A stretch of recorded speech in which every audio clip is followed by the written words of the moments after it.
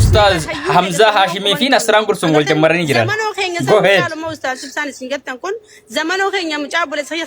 نصران قرصوميس حمزة هاشميس وليف ديبسا جران ديبسا غارو إما كان كيستي سلا أستاذ بسا قلتشوبات تاني نتولا توري أستاذ حمزة هاشم فيديو إزين وقالا مدورا أستاذ بسا باتي إيا ترتسانا إيسانيف تدبلونيس قرصوتا سكتا كننيف sanaan booda Nasraan Gursum miira keessa galtee Hamzaa Hashim citiiree garaagaraa na bira qabaa ni baata jechuudhaan dhaadataa jirti. Hanga dhuma sagantaa kanaatti na waliin tura. Bum.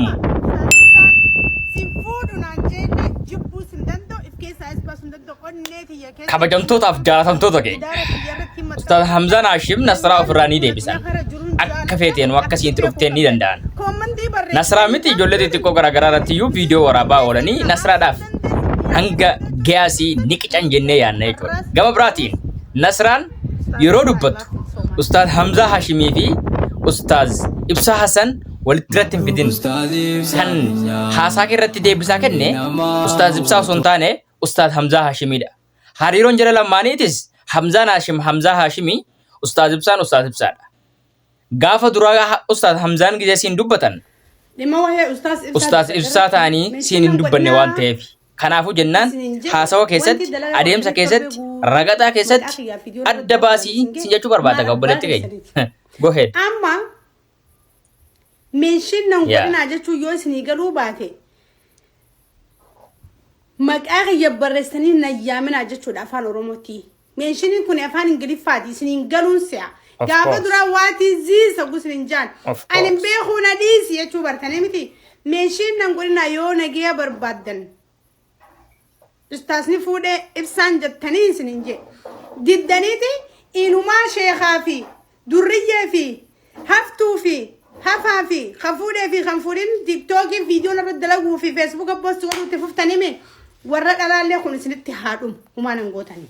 Ustaaz Hamzaa Hashim galatooma uuma dubbatamuu qabu dubbattan baga haasottan bagatti cabsitan.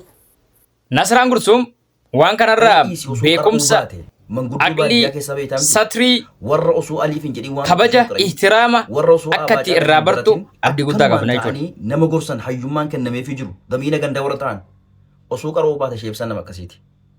Wallaahi namni kun ilmii qofaa miti kan qabu.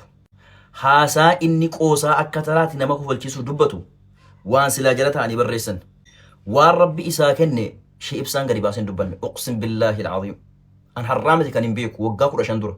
أن كراجة بابا حصل إلى سلم برباجسو لحم العلماء سم جدا أفون نما عالمة فون عالمة سمي رجال من أكله نمني فون سنيات مات هندو ومن شمه مريضا نمني فون فتمو نهوستا ندوكم ستجال وهون دان قوسا أبا فتا وان فتا نقولا ربين آخراتي هجيكي سنين والإسنين جها قرو أمو نما قرتي درسا نما عالمة نما وار ربي دبتو يو ربين سورات تنئيسا إرجما ربيتو عليه الصلاة والسلام ربين حديث الكرسي كسيتا كان جريجان من عادالي وليا فقد آذنته بالحرب نمني نما كان كوتوك لولا الرتب ننجرا دريتنا هبوج ربين يا أخي حر آلتون علماء حر آلتون نبيوتين علماء نمني وابنان إيسا وان كانت تلشا وانجلو جنان توبت أنا بجري يني تيك توكرا فيسبوكرا نما دري بيكو جتو يا أخي رب سوداء نما سنة ليو جبتن ديني ربين إسا كن جلاتي نما وابيكو وان جرينا. فكينيا فهرجين كيلومتر أفرطان فتمرتي سنين جريمتي مال تجر علماء تجر كيلومتر شين رتي علماء تجر فكينيا بابلي علماء جرا غرسوم كيسي يوتكات علماء بكشاني والقبة تجرا غنداغو جرا نيانو جبا جرا سيكالي كان جدود قدتك كاتياتي معنا لا إله إلا الله يو سيقافتان هم بيت بليتك يغالي كان أفو جنان أستاذ بسان udaan keetiin mana maragata kana bar wonni jedhamu as keessatti wonni isin jechuu barbaadani Nasraan miira isii to'achuu dandeenya malee Ustaaz Ibsaadhaaf akka jette Ustaaz Hamzaa Hashimiif akka jettee deebisaa deebifte.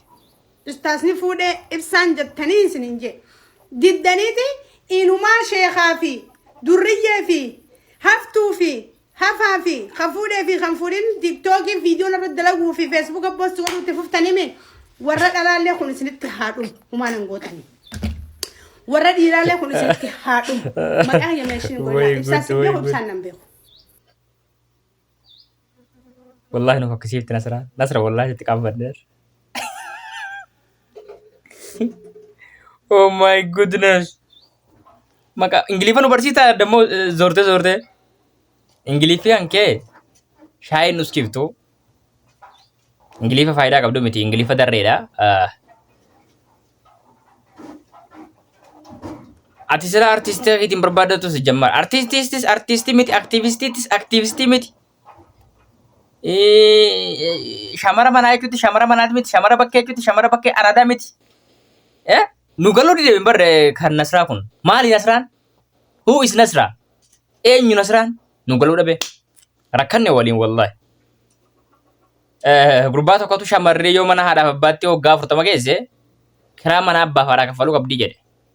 Dubbiin kun dhugaadha wallahi. Atis TikTokii kanarratti warra si daawwatu kana waa kaffaluu qabda wallahi. Kafali birrii qabattee miti duraanuu kafaliin kafaltaa. Wallahi ajaa'iba natti bar. Nama takka kabajaan qabdu. Ooftee ammoo isa galchi keessaarti beektanii ganda keessaarti. Jabaa ofii abbaa jabeeffataa nutu kanya dhiisee orma jala fiigee zamaanoo dhaafi ustaad ibsaa wal qaxxabita zamaanoo maal beeka zamaanoo caatii jala malee. Zamaanoon jimaa dhuguu malee baletti giyya. Waa takka waa'ee amantiirraa, waa'ee diiniirraa, waa'ee maalirraa hin beeku. Zamaanoon qamaatii isaa qofa ishee. Zamaanoo itti bara zamaanoodhaaf ustaad ibsaa mi'a isa tol dhufan mee rabbi intalti bara aqliin qabdu. Dhingada bara ustaad Jamaal Aliyyii jechuuyyi Jamaal Ibroot. Maquma ustaada keessanii yoo danbeettu. Maquma ustaada keenya kan nuti beenu kana kan nuti ulamaa guddaan jala deemnu imaamuma keenya kana yoo maqaan beektu. Mee Jamaal Ibroo nam jedhamu jira addunyaarra. Jamaal Haajiitii fi Sheek Amiin Ibrootu jiran. Sheekotiin keenya kun jala fiffiiddi intala kana. Najjaashii fi Anas akka jedhatti fiffiigan Nasraa kan akka waan addaa wayii akka waan aktiivistii jabduu wayitti ilaalan. Garuu isin maqaa abbaa jalaatii fi maqaa jalaa yoo adda baaftee hin beektu. Kana bara kufiinsi guddaan. Oromoon gaaf isin kasaarte. Nama doktora jedhee barreessuu hin dandeenye. Gaafa doktor jettee yaamtu. Gaafa nama takka shuggutii ijaan argee hin beekne. Shuggutii jettee beektu. Garuu Nasraan Gursum amma akkasii jedhu asliidhaaf Nasraa walitti fiduu miti. Asliin dachaame kan Nasraa caala.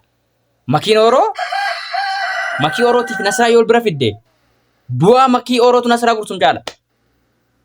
Qeequu barbaadeeti miti garuu jarumti kun iyyuu isa rakkaan jira maali jarree geemara yuutuubara tiktaakara jechuudha. Hawaasa waa xiqqoo sii dhageetti qaban bakka Oromoo biratti namni waa xiqqoo sii namni dhageetti dhaga'uun akka waan jabaan laalamaa. Yeroo ammaa kana inni sheekotiin fi warri siyaasaa iyyuu harka jaraa keessatti kuftee jirti. Kana isin jechuu barbaada. Viidiyoon nuti qabannee dhiyaanne kana fakkaata. Like, share, complete gochuun irraan fatina waliin gaggaa.